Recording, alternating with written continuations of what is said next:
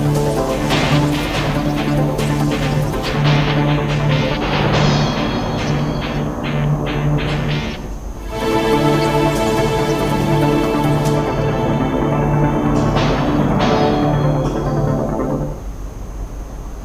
అంశంపై మరిన్ని వివరాన్ని లైవ్ లో అందించడానికి మురళీకృష్ణ సిద్ధంగా ఉన్నారు. మురళీకృష్ణ, మొత్తానికి మనం చూసాము ఉత్కంఠ భరిత రాజకీయ పరిణామాలను చూసాము. ఎట్టకేలకు విజయ్ కి ప్రభుత్వ ఏర్పాటుకు లైన్ క్లియర్ అయినటువంటి పరిస్థితులను చూస్తున్నాం. వివరాలేంటి?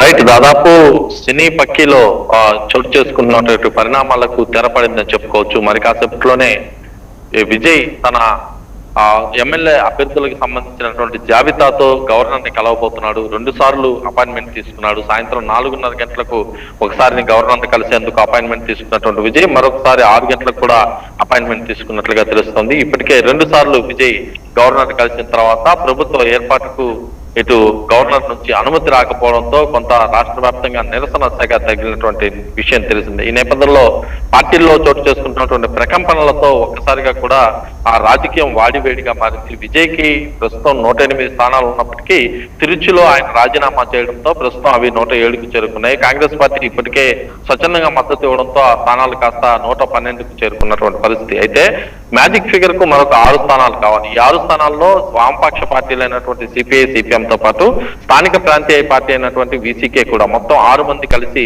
ప్రస్తుతం మద్దతు ఇస్తున్నట్లుగా తెలుస్తోంది. మరి కాసేపట్లోనే వామపక్ష పార్టీల నుంచి అధికారికంగా లెటర్ రావాల్సింది. ఒకవేళ అధికారికంగా లెటర్ వచ్చిన తర్వాత నేరుగా వెళ్ళి లోక్ భవన్ లో తాను సీఎం గా ప్రమాణ స్వీకారం చేసేదానికి తన బలప్రదర్శనకు సంబంధించినటువంటి జాబితాని గవర్నర్ కి అందించేటటువంటి అవకాశం ఉంది. అయితే ఇక్కడ ఒక విషయం చర్చించుకోవాలి. కాంగ్రెస్ పార్టీ నిర్ణయం ఎలా ఉంది, అదేవిధంగా వామపక్షాల నిర్ణయం ఏంటి అనే విషయానికి వస్తే ప్రస్తుతం కాంగ్రెస్ పార్టీకి సంబంధించి జాతీయ స్థాయిలో కూడా కొన్ని రాష్ట్రాల్లో తన బాగా వేయాలని చూస్తున్నటువంటి పరిస్థితి. ఈ నేపథ్యంలో తమిళనాట అవకాశం దక్కింది. డిఎంకేతో పొత్తు పెట్టుకుని ముందుకు వెళ్తున్నప్పటికీ రాష్ట్రంలో ఇటు దేశవ్యాప్తంగా కూడా కాంగ్రెస్ కి సంబంధించినటువంటి బలాలు కాంగ్రెస్ అనుకూలంగా ఉన్నటువంటి రాష్ట్రాలు కావాలనుకోవడంతో ఒక్కసారిగా కూడా తమిళనాడు వైపు చూసింది. ప్రత్యక్షంగా నేరుగా స్వచ్ఛందంగా కూడా పోయి ఎవరైతే విజయ్కి కూడా సపోర్ట్ ఇచ్చినటువంటి పరిస్థితి. మరొక వైపు కేరళలో ఇప్పటికే వామపక్షాలకు సంబంధించి ఇటు జాతీయ హోదాలో ఆ రాష్ట్రంలో ప్రాతినిధ్యం వహిస్తున్నటువంటి నేపథ్యంలో కేరళంలో కూడా ఒక్కసారిగా వామపక్షాలకి అధికారం కోల్పోవడంతో దేశవ్యాప్తంగా కూడా వామపక్షాల ప్రాతినిధ్యం ఎక్కడా లేదు.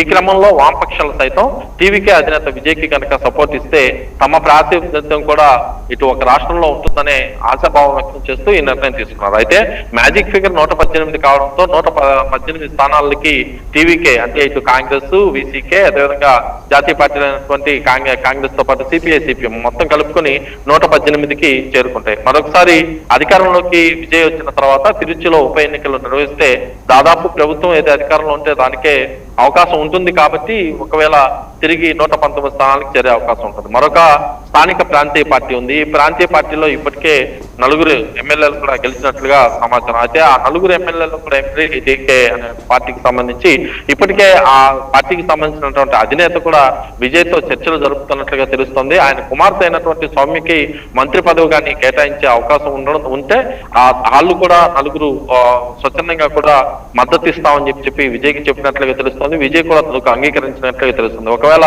అదే కనుక జరిగితే ప్రస్తుతం 122 స్థానాలకు కూడా విజయ్ చేరుకునేటటువంటి అవకాశం ఉంటుంది.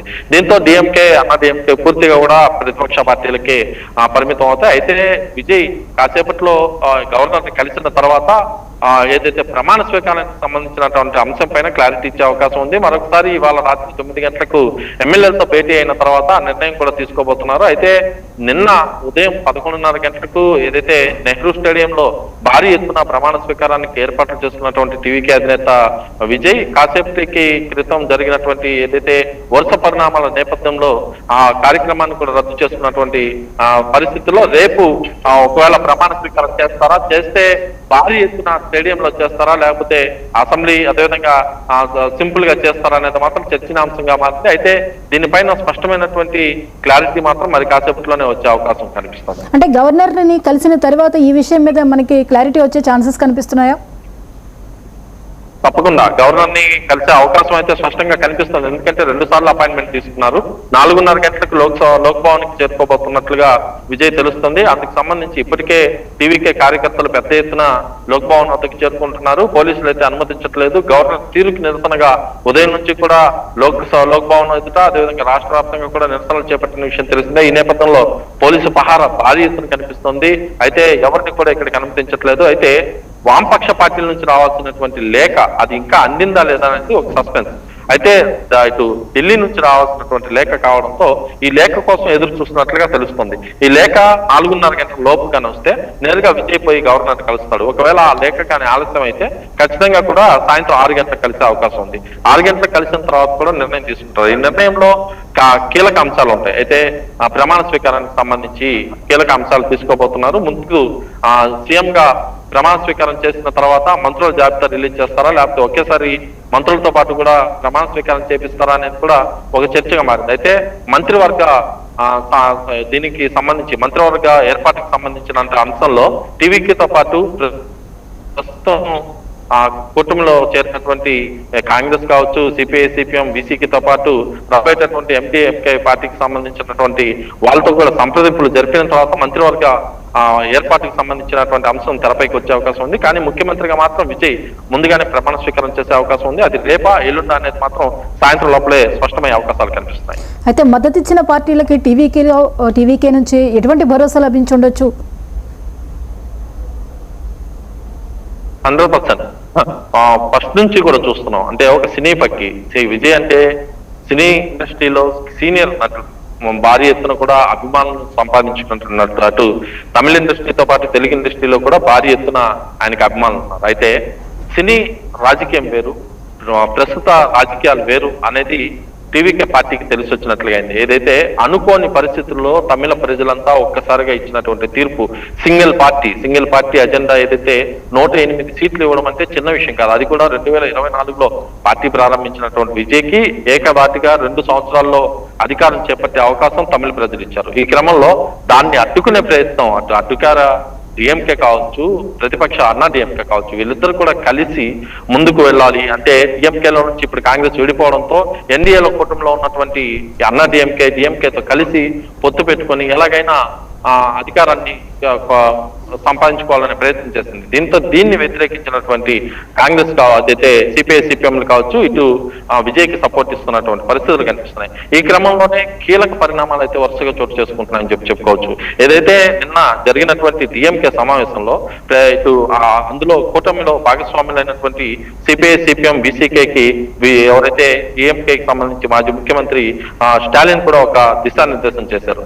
ఒకవేళ టీవీకేకి మీరు మద్దతు ఇవ్వాలనుకుంటే అది మీ ఇష్టం, మాకు సంబంధించినటువంటి విషయం కాదు, కూటమిలో నుంచి మీరు బయటకు వెళ్ళిపోయినాక మాత్రమే మద్దతు ఇచ్చుకోవచ్చు అంటూ ప్రకటించడంతో వాళ్ళు బయటకు వచ్చి ఇటు దాదాపు మద్దతు ఇచ్చేటటువంటి పరిస్థితి. అయితే 2 సార్లు గవర్నమెంట్ కలిసినా కూడా ఇలాంటి పరిస్థితులు తలెత్తడంతో ఖచ్చితంగా కూడా పాలిటిక్స్ లో ఒక అడుగు ముందుకు వేసే అవకాశం విజయ్కి లభించింది.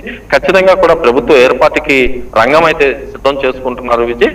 అయితే ఇక్కడ రాష్ట్ర వ్యాప్తంగా కూడా అంటే 107 స్థానాల్లో ప్రస్తుతం ఉండగా ఈ 107 స్థానాలకు సంబంధించినటువంటి వాళ్ళలో ఎవరిని మంత్రివర్గంలోకి తీసుకోవాలి, ఇతరత్ర అంశాలను కూడా ప్రత్యేకంగా విజయ్ చర్చిస్తున్నట్లుగా తెలుస్తుంది. అయితే ఇవన్నీ సెకండరీ. ముందు ప్రభుత్వాన్ని ఏర్పాటు చేయాలి. ప్రభుత్వాన్ని ఏర్పాటు చేయాలంటే మ్యాజిక్ ఫిగర్ కావాలి. మ్యాజిక్ ఫిగర్ కి సంబంధించి 118 సీట్లు కావాలి. ఈ 118 సీట్లు దాదాపు లభించినట్లే. ఎందుకంటే కాంగ్రెస్ పార్టీతో పాటు ఇతర పార్టీలు కూడా కలిసి ముందుకు రావడంతో ఇది లెక్క క్లియర్ అయింది. ఇప్పటికే రాహుల్ గాంధీ నుంచి సిపిఐ, సిపిఎం పార్టీకి సంబంధించినటువంటి ప్రతినిధులు కావచ్చు, అదేవిధంగా బీసీకి సంబంధించిన అధినేత కావచ్చు, రాహుల్ గాంధీ నుంచి ఫోన్లు వచ్చినట్లు సమాచారం.